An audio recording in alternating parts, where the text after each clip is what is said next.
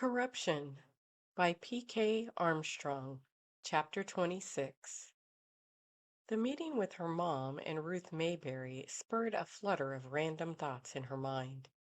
She needed to focus, and over the past year, there was one thing she discovered helped her focus: Christopher Roland. Her mother reminded her that they had not discussed their argument, and just because they both seemed to be over it doesn't mean it wasn't important to air things out. They needed some time alone anyway, since the last two occasions they were either with her parents or Violet. Roland got home much later than he had expected after catching up on his reports. Descending the staircase in his townhome, he was contemplating what he should do about dinner when his phone began ringing. Hello? Hey, it's me. We need to talk, Angel said plainly, but before she could finish, Christopher interrupted her. I can come to your place, or I can meet you, he said eagerly. He had been feeling they left things unfinished and didn't like it. Or I could, he continued, but Angel cut him off. Or you could just open your door. Christopher went to the door and opened it to find Angel leaning against her SUV parked in front of his house. He grinned and began walking deliberately down the stairs, and she moved to meet him halfway. I figured I should meet you halfway, and if you haven't noticed, she waved a white bag from Vincenzo's in his face. I even brought my own white flag of surrender. Roland laughed and grabbed her arm, propelling her back up the stairs towards the door. I would never deny entry to such a beautiful envoy of peace. This time it was Angel's turn to laugh. Lame, she shot back at him jokingly. I hope you have a red to go with this pasta. And they walked through his front door. Since they had started seeing each other, Angel had hung out at Christopher's house several times. Ultimately male, his home was furnished with the leather couches, ottomans, and a matching recliner. But he had added some touches which were a little surprising until she had gotten to know him. He had replica statues and art of several ancient civilizations, and his walls were covered with dramatic photos from places like the Amazon, New Mexico, Australia, and Hawaii, usually of their indigenous people with hauntingly beautiful landscaping as backdrops. Christopher had explained in high school he learned in world studies how native populations were often initially exclaimed over by world travelers fascinated by their cultural differences, food, colorful dress, and family and religious customs.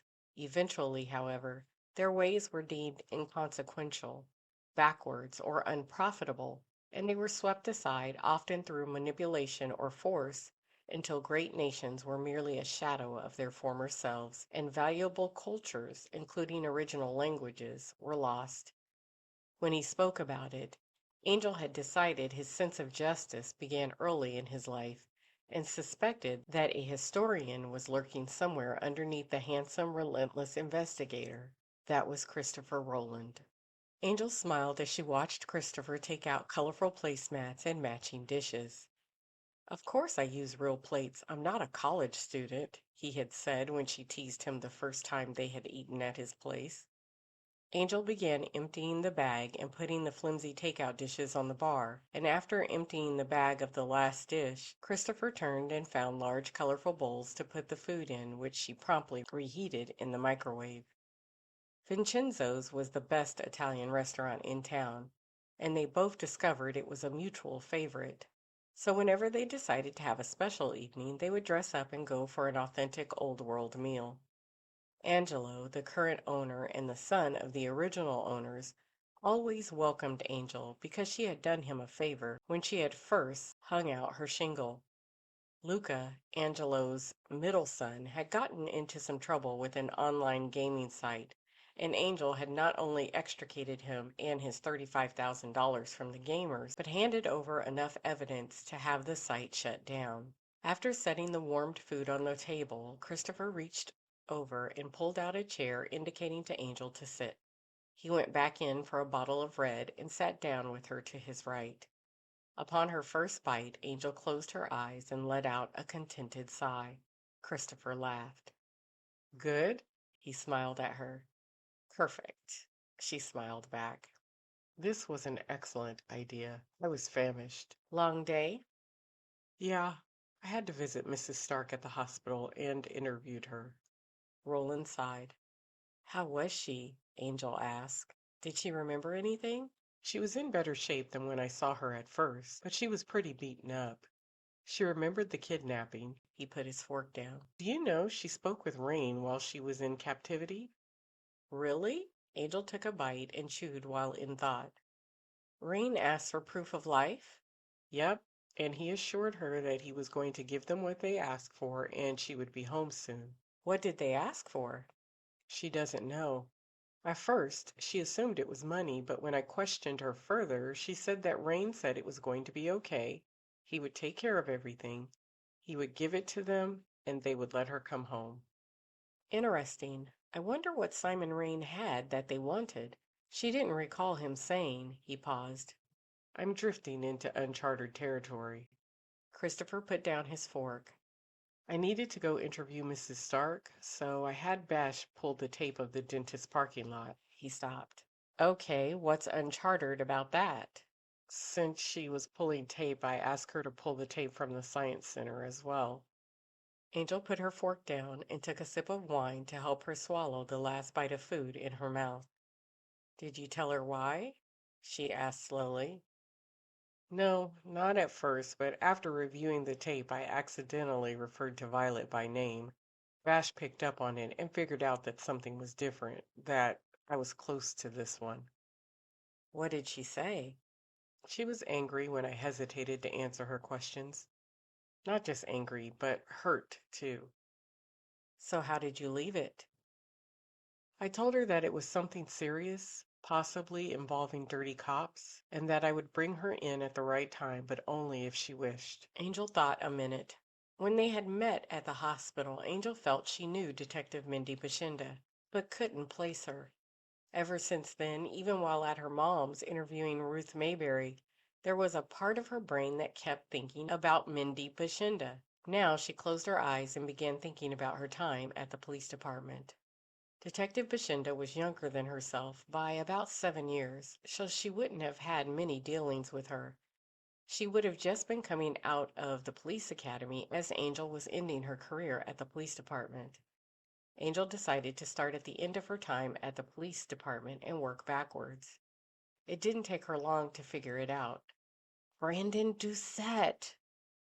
Mindy Bashinda was the fresh-faced patrol woman first on the scene at Brandon Doucette's murder.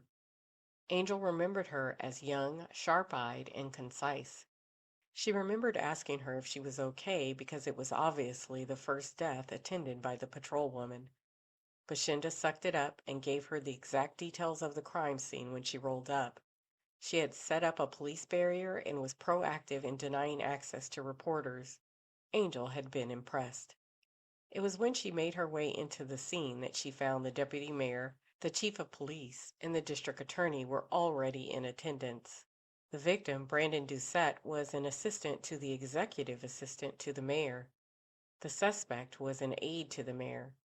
The political maneuvers that followed muddied up the case and allowed the suspect to get off scotch-free.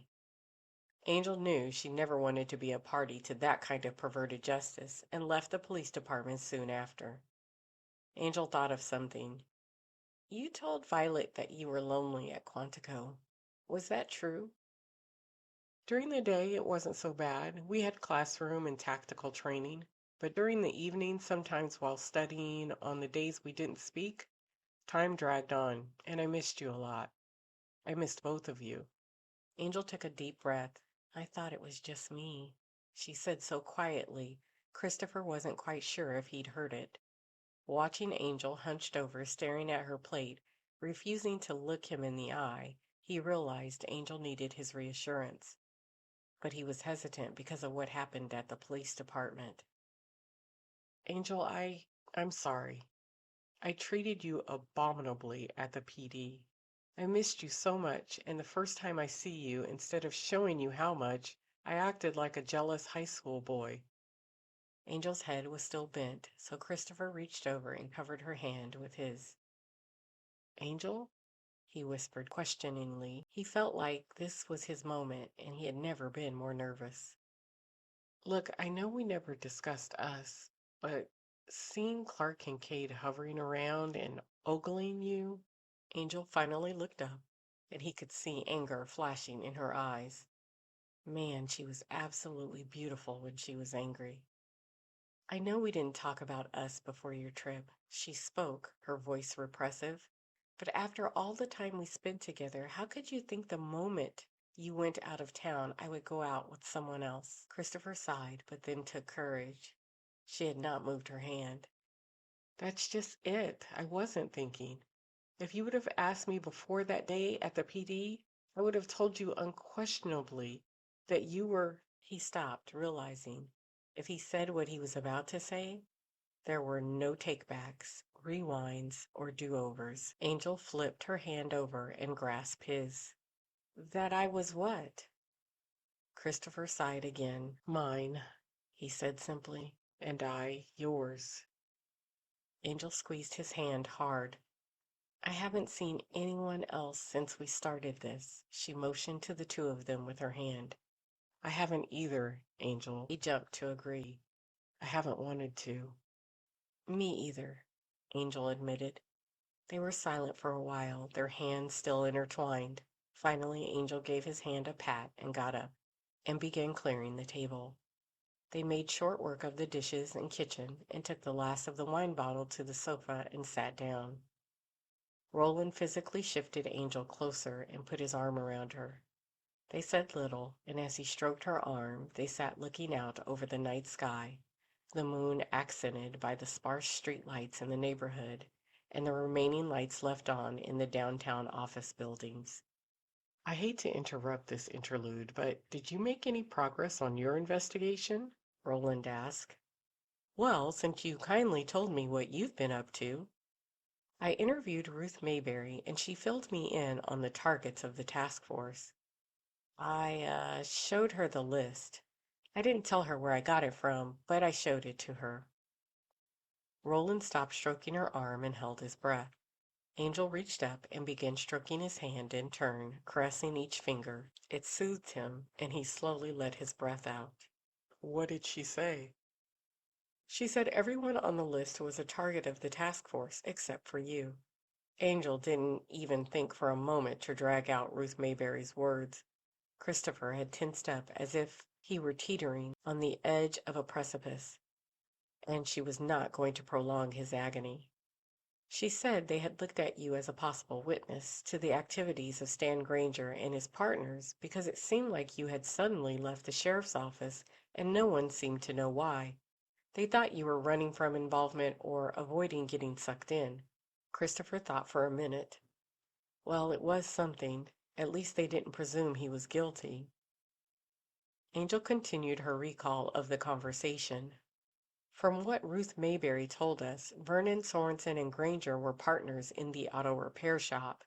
The investigation concluded that Vernon, Sorensen, and Granger owned the criminal enterprise. They suspected they were the masterminds behind the profit schemes. Particularly, Sorensen was the brains behind the operation. However, the way it was organized, they couldn't pin the activity on the owners, but on the manager and several employees.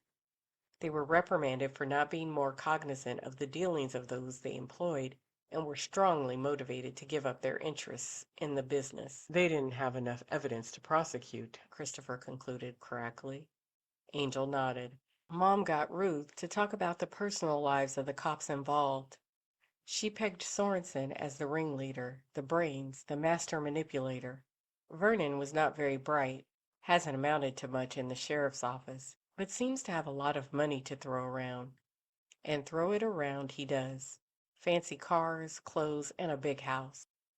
Stan Granger is the very epitome of a follower. He can be pretty much talked into doing anything. And finally, Craig James, the newbie from a family of cops who was thoroughly corrupted by Vernon when he was his training officer. He's lost everything. Career, dignity, and even some of his family. I worked a case with Sorensen once. I didn't spend any time with him, but I did get the sense that if he wasn't a cop, he would have been a serial killer.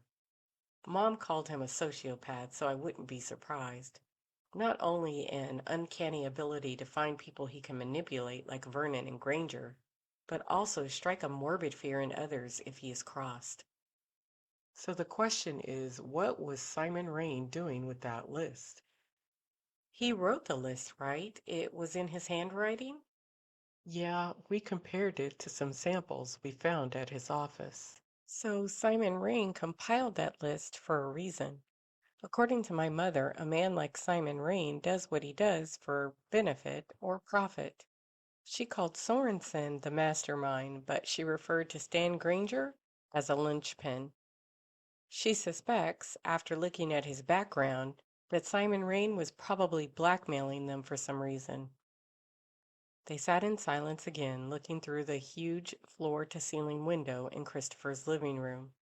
Christopher took his arm from around Angel and took her hand. Squeezing it, he said, "The man on the video watching Violet at the Science Center was not Stan Granger." You're kidding me. So it was a coincidence? I'm not convinced, not with what is going around right now. Oh, and Stan Granger approached me in the police personnel parking lot. Really? What did he want? I never found out. Roland leaned forward and rested both his forearms on his knees. He was a mess. Unshaven, wrinkled clothes, and I swear he hadn't eaten in a couple of days. He admitted to making a mistake. I tried to get him to come in and talk about it over a cup of coffee, but he slipped away when someone else came into the parking lot. That's interesting. I wonder what he meant by mistake. Angel thought about the dynamics of the group. What if Stan Granger isn't a party to all of the mischief perpetrated by Sorensen and Vernon? What if he didn't know about the kidnapping? What if he didn't know about the killing of Simon Rain? Possibly, but we haven't proven that the suspects who did the kidnapping are the same as those responsible for killing Simon Rain. But maybe your mom will get more out of Mrs. Stark than I did. My mom is going to interview Mrs. Stark? Yeah, she shut down on the physical description of her attackers, even though it was obvious from the videotape that she had gotten a good look of at least one of them, and I wasn't quite sure why. Her blood work showed no sedatives like ketamine, so I thought since your mom has worked with victims in the past, she might be able to get her to talk. He paused and watched Angel. I had Bash pick her up and they went to speak with her together. Angel looked at him and cocked her head to one side and smiled at him. It was that smile that told him that she was about to be naughty. He loved that smile. So you want to get my mom's opinion on Bash, whether or not we should bring her into the fold, so to speak? Angel's ability to read him still amazed him sometimes. Yes. Is your mom going to kill me for being manipulative? Angel shook her head and laughed. No, she is going to think that you would make a good profiler and start coaching you on your interrogations. Christopher groaned out loud. Great, what have I started?